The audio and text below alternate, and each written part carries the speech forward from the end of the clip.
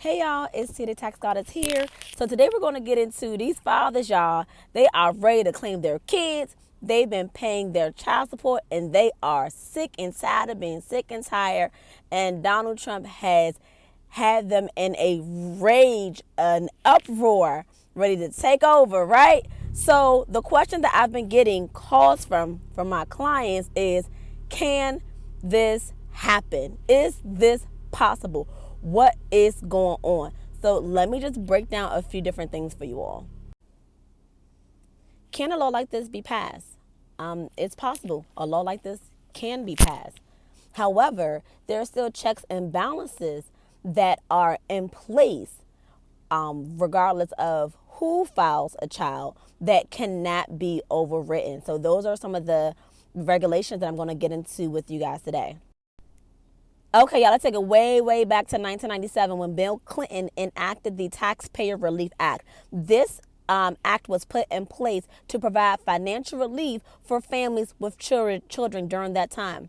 Since then, and at that same time, there was also a requirement, a set of regulations, compliance regulations that were put in place called due diligence requirements.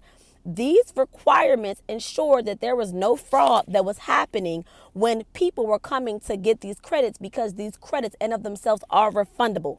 Now, those due diligence requirements that were put in place in 1997 are still in place to this very day.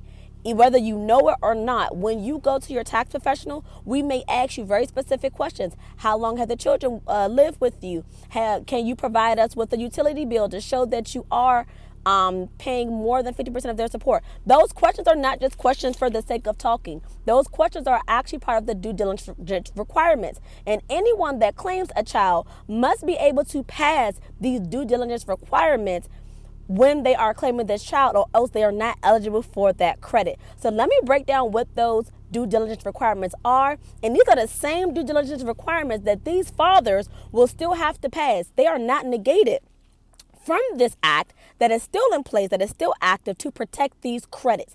I'm going to break them down so y'all can go through them and you can determine whether this applies to your situation or not. There are 6 tests, yes, 6 tests that anyone, including these fathers, must pass in order to claim this child or their children. And those tests are the relationship test, the age test, the residency test, the support test, the dependency test, and the citizenship test. Oh my Lord, y'all help me now. Let's break down what each one of those tests consists of.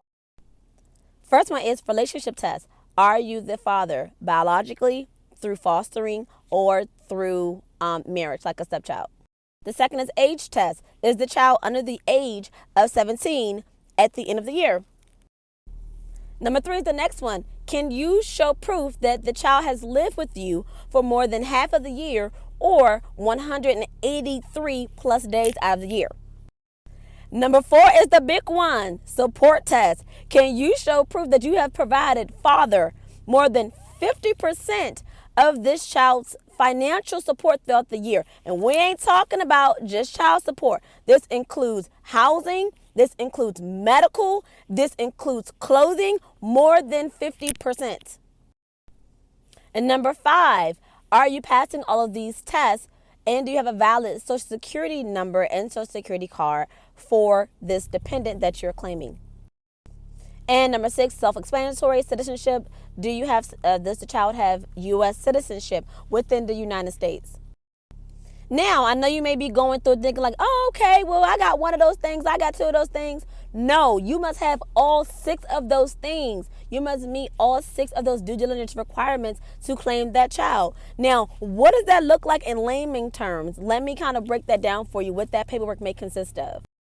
School records, medical records, landlord statements, report cards, birth certificates, receipts, bank statements, utility bills, and in some instances, actual court documents. Fathers, y'all, do you have some or all of those? And your tax professional may ask you for even more documentation if they feel like what you are providing is inconsistent or not sufficient. So, can a law like this be passed? Possibly. Will it be able to actually be enforced and used to the father's benefit because of the due diligence requirements? It is very, very highly unlikely.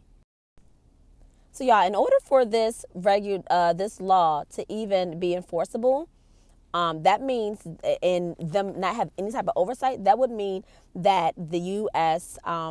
Federal government, the IRS, would have to do away with the entire due diligence system, which would open this credit, along with other refundable credits, open to anyone to get access to them without any type of oversight or documentation. And we all know that is not happening at all. So take what you want from this information. I hope it was helpful. And yeah, I'll be dropping more.